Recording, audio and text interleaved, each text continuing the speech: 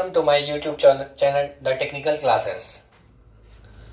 नए वीडियो के लिए चैनल को सब्सक्राइब एवं लाइक करें।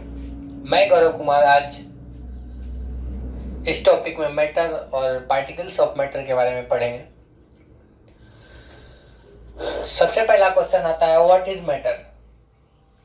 तो हम लोग जनरली मैटर को बहुत बताते हैं, तो हम लोग के आसपास जो कुछ भी दिखता है, जिस भी चीज को हम लोग अनुभव करते हैं, सबका सब मैटर कहलाता है। ठीक है, अब हम लोग मैटर को डिफाइन करते हैं। मैटर को डिफाइन कैसे करते हैं तो यहाँ देखेंगे, जिसमें द्रव्यमान हो, आयतन हो तथा जो कुछ न कुछ स्थान घेरे, उसको क्या बोलेंगे? मैटर। ठीक है, matter is anything that has mass, volume and takes up space.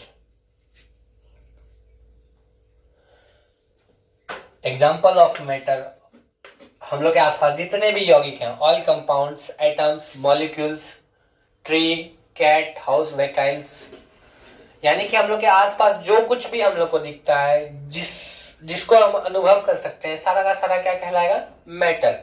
फिर से एक बार मैटर को डिफाइन करते हैं हिंदी में, वे सभी चीज जिसमें आयतन हो, द्रव्यमान हो तथा कुछ न कुछ स्थान घेरे, साथ ही साथ प्रतिरोध भी उत्पन्न करे, कुछ भी प्रतिरोध उत्पन्न करे, रोके, उसको हम लोग क्या बोलेंगे? पदार्थ। हम लोग कुछ कुछ एग्जांपल लेते हैं जो कि पदार्थ नहीं होता है, जैसे फोटॉन्स। फोटॉन्स हम लोग समझते हैं, फोटॉन्स क्या होता है? हम लोग जानते हैं लाइट स्ट्रेट लाइन में चलता है, लाइट का रे। ठीक है, तो लाइट का रे का जो ग्रुप होता है, ठीक है, समूह जो होता है, उसी को हम लोग क्या बोलते हैं? फोटोन। फोटोन जो है मैटर का एग्जांपल नहीं है, फोटोन मैटर नहीं कहलाता है। हम सेकेंड आता है हीट।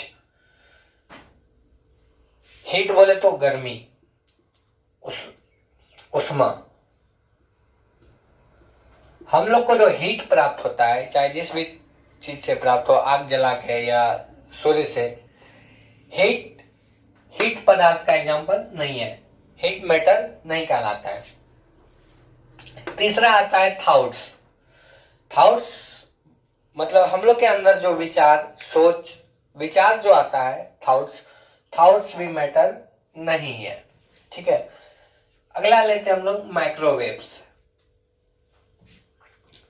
माइक्रोवेव्स भी मैटर नहीं है, यानी कि फोटॉन्स, हीट, थॉट्स और माइक्रोवेव्स मैटर नहीं कहलाता है। क्लियर? अब हम लोग आगे देखते हैं characteristic of particle of matter, पदार्थ के कणों का लक्षण। एक बात और, दुनिया का जितना भी पदार्थ है, ठीक है, सब अत्यंत छोटे छोटे कणों से मिलकर बना होता है, जिससे पदार्थ का कण कहते हैं। ठीक है, तो पदार्थ के कणों के क्या क्या गुण होता है, क्या क्या कैरेक्टरिस्टिक होता है, हम लोग देखेंगे। पहला कैरेक्टरिस्टिक है पदार्थ के कण गतिशील होते हैं। ठीक है, जितने भी पदार्थ हैं, सभी पदार्थ के कण गतिशील होते हैं। हम लोग एग्जांपल लेते हैं, मान लेते हैं ये पदार्थ है। पदार्थ अत्यंत छोटे छोटे कणों से मिलकर बना होता है। मेरा पदार्थ है, पदार्थ बहुत सारे कण से मिलकर बना है। ठीक है, ये सारे कण जो हैं, जितने भी पदार्थ के अंदर कण हैं, सब अपने स्थान पर मूव करते हैं, हिलते रहते हैं। तो पहला कैरेक्टरिस्टिक क्या हो गया पदार्थ, पार्टिकल ऑफ मैटर का? मूव करता है। पार्टिकल ऑफ मैटर यानी कि पदार्थ के कण गतिशील होते हैं, अपने जगह पे मूव करते हैं। सेकेंड पॉइंट लेते हैं हम लोग। सेकेंड पॉइंट है पदार्थ के कणों के बीच एक बल कार्य करता है। ठीक है, जिसे हम लोग क्या कहते हैं? अंतराण्विक आकर्षण बल, इंटरमोलिक्यूलर फोर्स। इंटरमोलिक्यूलर फोर्स होता क्या है, यहां हम लोग देखेंगे। पदार्थ का एक पार्टिकल ये हो गया, एक पार्टिकल ये हो गया। ठीक है, इस दो पार्टिकल के बीच एक फोर्स कार्य करता है। ठीक है, इसी फोर्स को हम लोग क्या बोलेंगे? Intermolecular force. इंटरमोलिक्यूलर फोर्स जो है मेरा, या आकर्षण या विकर्षण, ठीक है, अट्रैक्शन या रिपल्सन कुछ भी हो सकता है। सिंपल सा भी हम लोग जान लेते हैं कि पदार्थ के कणों के बीच एक बल कार्य करता है, ठीक है, एक बल लगता है जिसको हम लोग क्या बोलेंगे, इंटरमोलिक्यूलर फोर्स। थर्ड पॉइंट आता है, पदार्थ के कणों के बीच रिक्त स्थान होता है जिसे अंतराण्विक दूरी कहा जाता है, ठीक है, इंटरमोलिक्यूलर स्पेस। जितने भी मैटर हैं, ठीक है, जितने भी पदार्थ हैं दुनिया के, हम लोग यहाँ पे अभी जस्ट एग्जांपल लिए थे, एक पार्टिकल ये हुआ पदार्थ का, एक पार्टिकल ये हुआ, ठीक है, तो इस पार्टिकल के बीच एक फोर्स कार्य करता है जिसको इंटरमोलिक्यूलर फोर्स बोले हम लोग, ठीक है। जस्ट पार्टिकल के बीच, दो पार्टिकल है, इस पार्टिकल के बीच कुछ ना कुछ डिस्टेंस होगा, इसी डिस्टेंस को हम लोग क्या बोलेंगे, इंटरमोलिक्यूलर स्पेस। क्या बोलेंगे, इंटरमोलिक्यूलर स्पेस, अंतराण्विक दूरी। क्लियर है। नेक्स्ट पॉइंट देखते हैं हम लोग। नेक्स्ट पॉइंट आता है, पदार्थ के कण एक दूसरे के साथ स्वतः मिल जाते हैं, ठीक है। जितने भी पदार्थ के कण हैं, अगर एक जैसा पदार्थ लेते हैं, होमोजेनियस मैटर लेते हैं, तो पदार्थ के कण एक दूसरे से आसानी से स्वतः मिल जाते हैं, ठीक है। इसको मिलाने के लिए हम लोग को कोई एक्सटर्नल वर्क नहीं करना पड़ता है, ये खुद से मिल जाते हैं पदार्थ।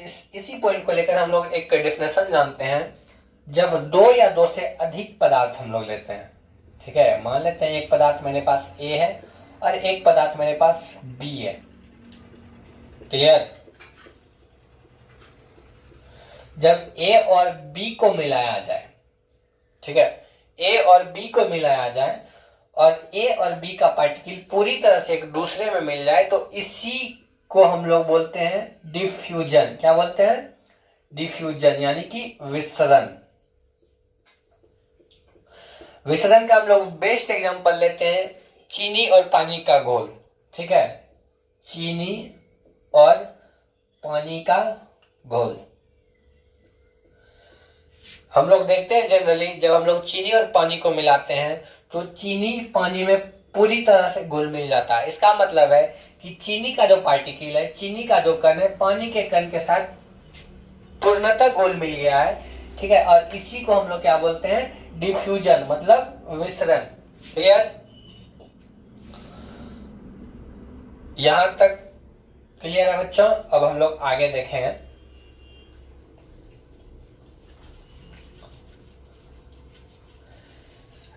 जब हम लोग पदार्थ को क्लासिफाइड करेंगे, पदार्थ को अलग अलग भागों में बांटेंगे, ठीक है, तो उसको डिफाइन करने के लिए कुछ ना कुछ हम लोग को टर्म चाहिए।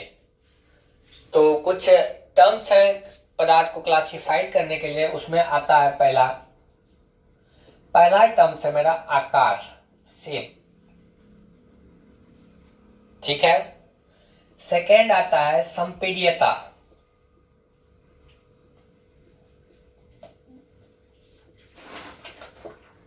थर्ड आता है घनत्व, डेंसिटी। क्लियर। फोर्थ आता है मेरा गलनांक, बॉइलिंग पॉइंट, सॉरी क्वथनांक।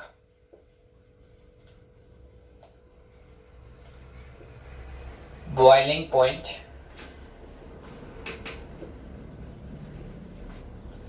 नेक्स्ट मेरा आता है फिफ्थ नंबर हिमांक, फ्रीजिंग पॉइंट।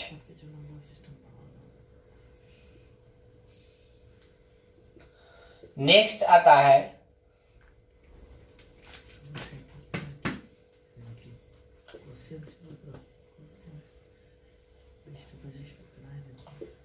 गलनांक। ये छह टर्म्स हैं जिसको कि हम लोग बेसिक टर्म्स भी बोल सकते हैं। जब हम लोग मैटर को क्लासिफाइड करेंगे, ठीक है, तो उस क्लासिफाइड करने के बाद पदार्थ के अलग अलग प्रकार को डिफाइन करने में इस छह टर्म्स का हम लोग यूज करते हैं। ठीक है बच्चों, इस छह टर्म्स को हम लोग नेक्स्ट क्लास में डिफाइन करेंगे। आज के लिए बस इतना ही। Thank you.